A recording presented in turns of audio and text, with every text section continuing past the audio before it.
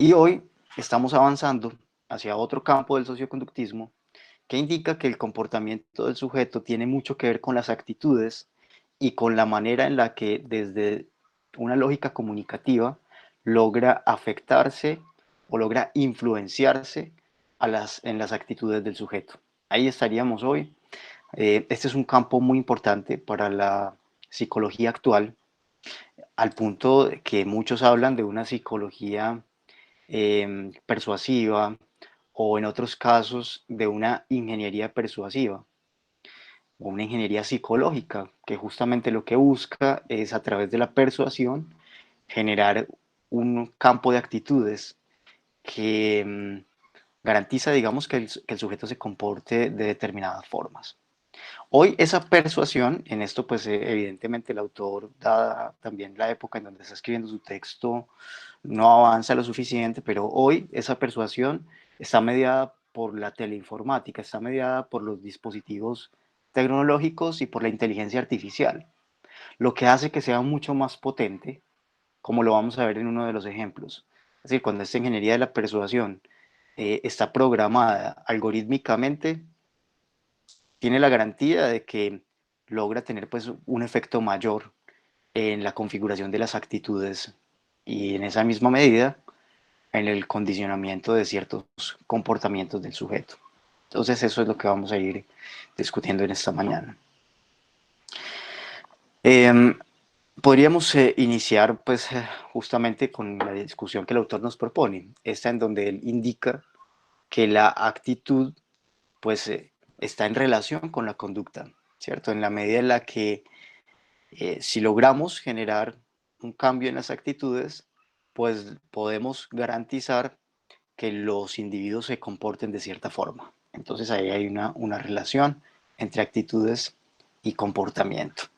Pero esas actitudes tienen también una naturaleza social, ¿cierto? Porque las distintas actitudes que tenemos frente a las cosas las hemos aprendido en la interacción social, las hemos aprendido en la comunidad, en la familia, en los distintos grupos sociales que nosotros habitamos.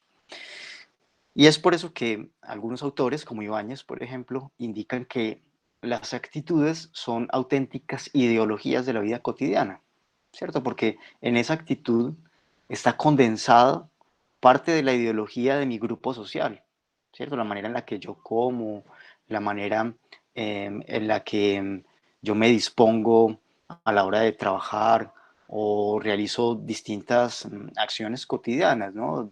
La oración, si es que es alguien religioso, la forma de vestirse, todos esos elementos y todas esas actitudes cotidianas, pues harían parte de una ideología que se pone en escena en el comportamiento diario de cada sujeto.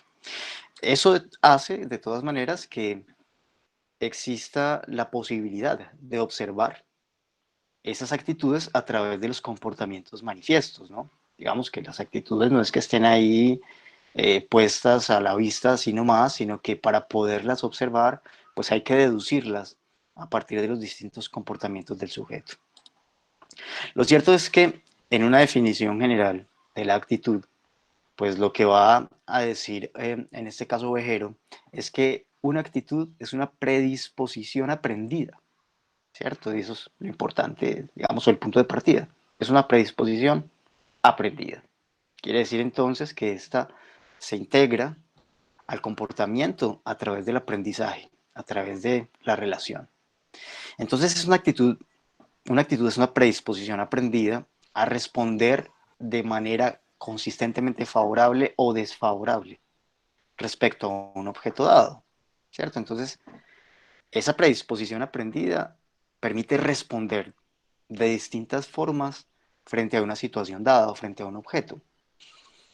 Fíjense que si utilizábamos los materiales sobre los cuales ya hemos conversado, por ejemplo, el experimento de la cárcel de Stanford, veríamos que a pesar de que hay unos comportamientos de los dos grupos, de los dos bandos que se organizaron, de todas formas cada individuo tiene unas actitudes que cambian, digamos, y que son singulares y que dependen un poco de su historia de vida. En todo caso, cada uno de ellos entonces tenía una predisposición a responder, ¿cierto? Dependiendo pues de las situaciones que se fueron presentando. Entonces, ese es otro campo que podríamos analizar de ese mismo material, ¿no? ¿Cuáles son las actitudes de esos sujetos frente a las situaciones que se fueron presentando y cómo respondieron a ellas? Bien, entonces, en esa misma medida, según Ovejero, habrían tres componentes fundamentales de esas actitudes, ¿no? Un componente que es perceptivo o cognitivo, pues que básicamente tiene que ver con las creencias, con la manera como cada uno de nosotros integra ese campo de creencias a las actitudes y luego pues las manifiesta en los comportamientos. Un campo que es afectivo o sentimental, es decir, que las actitudes también están vinculadas a las emociones que nos provocan distintas situaciones o distintos objetos. Y un tercer aspecto, un tercer componente que es comportamental, que es de alguna manera el elemento más visible de la actitud y que tiene que ver con la inclinación a actuar de determinada forma frente a la situación o al objeto a la cual nos exponemos. Entonces, ese campo actitudinal es muy importante justamente porque además de que se manifiesta de manera expresa en los comportamientos del sujeto, pues es justamente a través de esas actitudes que yo puedo conocer parte de la singularidad, de la particularidad en ese corpus de respuestas del sujeto o en ese corpus, digamos, de su comportamiento, pero también porque a través de ellas yo puedo entonces generar una cierta influencia en el sujeto, bien sea para persuadirlo de que se comporte de determinada forma, o bien sea incluso para cambiar algunas de esas actitudes que pueden ser desfavorables frente a algunas situaciones y comportamientos. Entonces, de allí que sea tan importante conocer ese campo actitudinal. ¿Por qué la gente adopta actitudes? ¿No? Esa es la otra discusión sobre la cual gira el texto de Ovejero. Bien, pues hay varias razones, ¿no? Va a decir que una de ellas tiene que ver con minimizar los castigos. Y en efecto, porque fíjense que si la actitud es esa predisposición aprendida, ¿cierto? Que se interioriza como un marco general de responder ante ciertas situaciones, pues de alguna manera no es necesario el elemento coactivo externo, sino que la actitud garantiza que el individuo de manera interna está controlando su comportamiento. Entonces, por eso, una de las funciones importantes de la actitud es que permite, de alguna manera, minimizar los castigos e incluso maximizar los premios, ¿no? Si mi actitud es favorable conforme a lo que me exige el medio, pues es posible que yo obtenga recompensas también si manifiesto ese tipo de actitudes. Pero también las actitudes ayudan a comprender el mundo, ¿no? Como estas surgen de ese campo de creencias, de ese campo de interacción en el grupo social, pues también permiten construir unos sentidos sobre el mundo. Pero además de eso, permiten expresar los valores, ¿no? A partir de esas actitudes del sujeto, yo puedo entonces deducir parte de los valores que él ha incorporado, parte de los valores con los cuales comulga. Y en esa misma medida, pues obviamente le permite al sujeto también reafirmar su propia identidad. Pero de otro lado, como lo decía ahora, las actitudes también permiten o tienen una función de ajuste social porque permiten responder de acuerdo a la forma en la que el grupo social o los otros esperan que yo me comporte. Entonces también permiten ese ajuste social. Cuando alguien ajeno al grupo intenta integrarse en él, y si él no tiene ciertas actitudes que son propias de ese grupo, probablemente va a tender a ser rechazado. Entonces debe rápidamente aprenderlas, incorporarlas y manifestarlas para ganar así aceptación del grupo. Entonces es otro de los campos importantes también de las actitudes. Pero de otro lado, además de eso, las actitudes también permiten construir una cierta defensa del yo. ¿Qué quiere decir eso? Que las actitudes también se manifiestan en la manera en la que yo reacciono frente a los otros, frente a la diferencia, frente a aquellos que no hacen parte de mi grupo. Y es por eso que parte de esas actitudes pueden luego traducirse o observarse en los prejuicios que construimos sobre los demás. Lo cierto entonces, hasta ahí, es que esas actitudes deben ser observadas a partir de esa conducta del sujeto. Y para eso, pues hay distintos instrumentos, ¿no? Ustedes saben que en eso la psicología pues ha construido distintas escalas que miden actitudes, ¿no? Algunas pues seguramente con más eficaces que otras. Digamos que lo importante es que la psicología ha ocupado mucho tiempo en el estudio de las actitudes y en el desarrollo de distintos instrumentos que permiten medirlas. Ahora pues no vamos hacia allá, pero es importante, digamos, tenerlo en cuenta. ¿Por qué? Porque a través de esa escala de actitudes o de esos instrumentos que utiliza la psicología, pues es posible predecir la conducta. Digamos, el punto central hacia el que debe avanzar la discusión y con los materiales que vamos a compartir ahora, pues tienen que ver con eso. Lo importante aquí es que las actitudes sirven para predecir la conducta. Ahí desde luego hay una discusión, ¿no?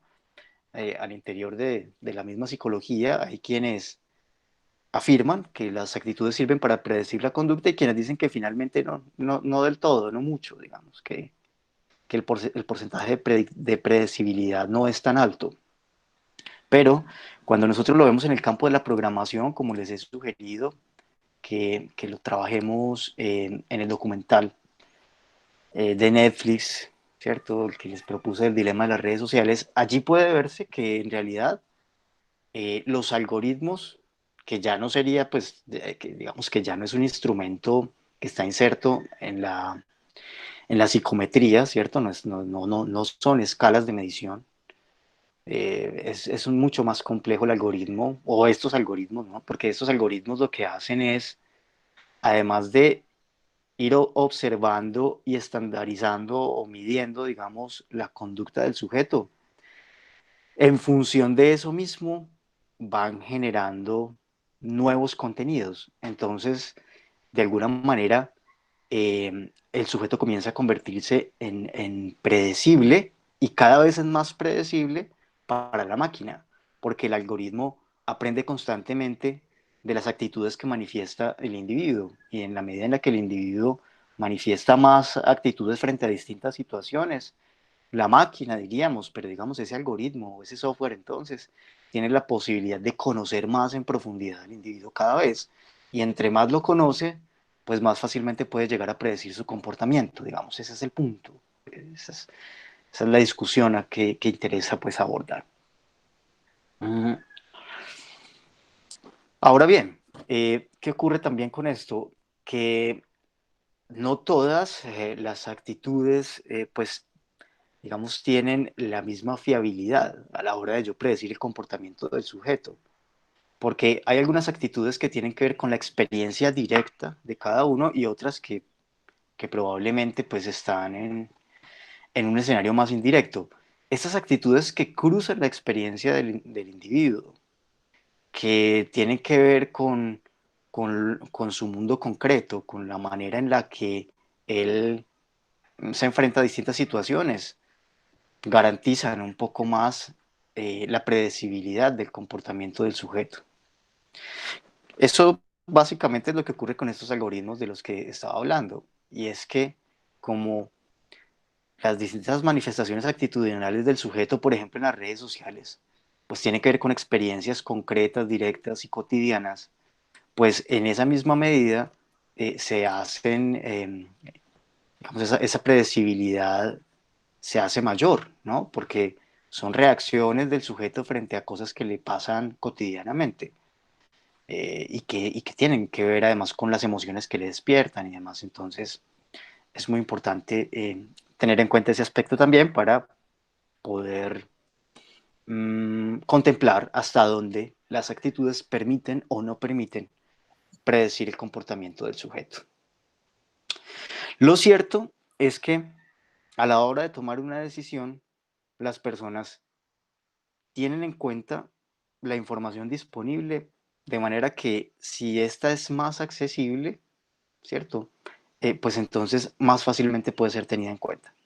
¿Qué ocurre ahí? Que si las actitudes son fundamentales para lograr influenciar en la decisión que toman los sujetos, entonces en la medida en la que yo pongo a disposición de él una información de una manera más simple, más sencilla, más accesible, puedo garantizar que él incorpore más fácilmente una actitud, que si yo lo expongo pues a una información compleja, difícil de descifrar, que tiene que tener en cuenta pues un alto nivel de abstracción, de deducción, ¿cierto? Entre más compleja sea esa información y la forma de presentarla, más difícilmente yo voy a poder influir en las actitudes del sujeto.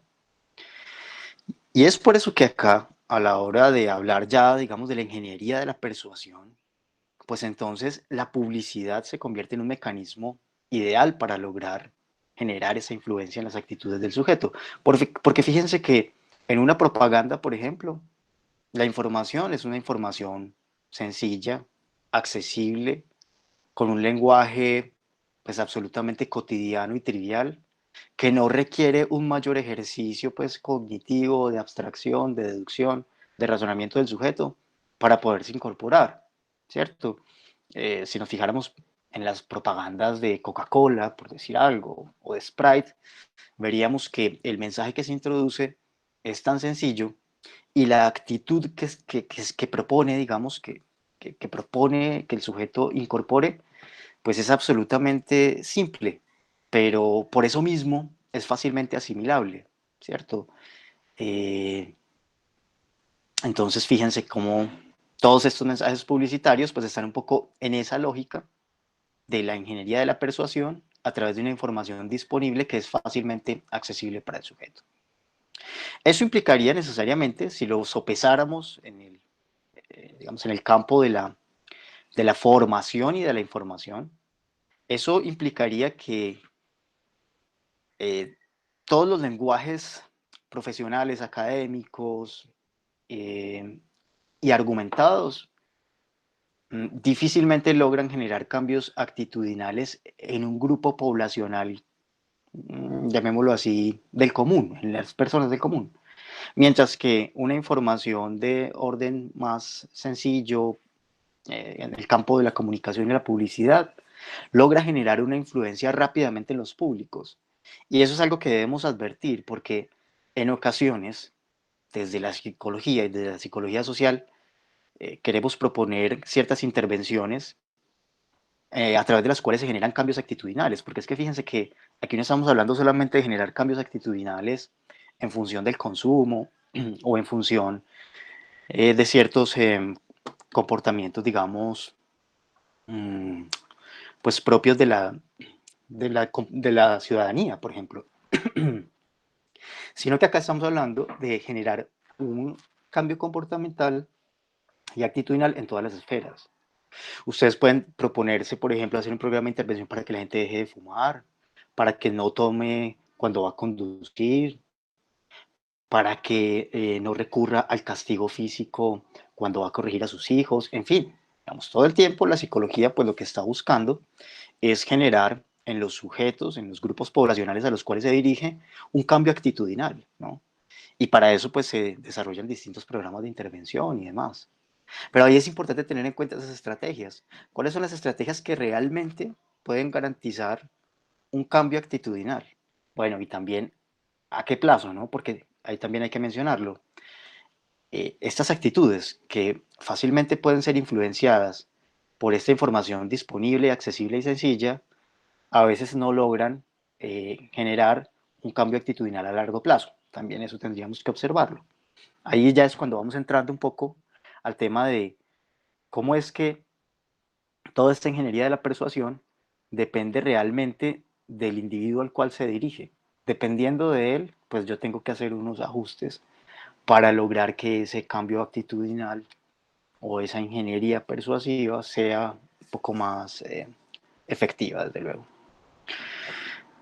Hay otro problema, digamos, a analizar en el cambio de actitudes, y es que también en ocasiones tenemos múltiples actitudes hacia un objeto dado, ¿cierto? O sea, la manera en la que nosotros, o las actitudes que nosotros tenemos frente a un objeto no son unívocas, ¿cierto? No son, no tienen la manera de comportarme con un objeto no tiene una única actitud, puede tener varias, ¿sí? E incluso pueden ser contradictorias. Eso es muy interesante porque Por ejemplo, cuando vemos el tema de la contaminación ambiental, todos estamos de acuerdo en que buena parte de esa contaminación se produce por los combustibles fósiles, por el uso del vehículo particular, pero cuando se nos exige que dejemos a un lado el vehículo particular, pues ya como que no estamos tan de acuerdo. Entonces fíjense que hay múltiples actitudes frente a un mismo objeto, ¿cierto? Lo que hace que esta ingeniería de la persuasión pues sea un poco más compleja, pero además estos pueden ser entre sí contradictorios, pueden coexistir de manera contradictoria. Entonces eso es muy importante tenerlo en cuenta. Bien, me interesa entonces ya a partir de este momento que vayamos ingresando en lo que sería pues la persuasión, ¿cierto? Pues que es finalmente lo que interesa en la discusión de hoy, cómo es que logramos generar un efecto persuasivo eh, que, que logre cambiar ciertas actitudes, ¿no? Entonces, se supone que si yo logro influir en la conducta a través de la persuasión, pues esa conducta está bajo un control interno, como lo decíamos atrás, y eso garantiza, de alguna manera, que el sujeto se comporte conforme yo pretendo que lo haga, sin la necesidad de que haya un control externo. Eso es lo interesante y lo importante de la persuasión. Logra que el individuo incorpore unas actitudes y entonces se comporte como se espera, sin que tenga, sin que se requiera un control externo, sino con un control interno que permita que se mantengan esas actitudes y esos comportamientos. Y eso, pues desde luego, ha sido muy usado por el consumo, como ya lo decíamos atrás, a través de la propaganda, por el mercado y también, de alguna manera, y sobre todo hoy, por la política, que son de alguna manera los ejemplos que vamos a ver, cómo la política recurre a la persuasión y a esta ingeniería de la persuasión para lograr que los sujetos generen unas actitudes favorables o desfavorables, ¿no? Dependiendo del caso del que se trate.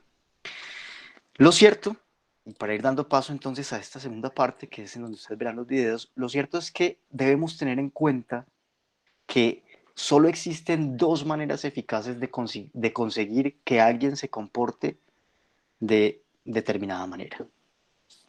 Una es a través del control externo, y a eso lo llamamos la coacción, ¿cierto? Cuando alguien no se comporta como debe, entonces hay una sanción. Es una forma usual que de todas formas garantiza que las personas mantengan ciertos comportamientos, ¿no? Entonces, la coacción.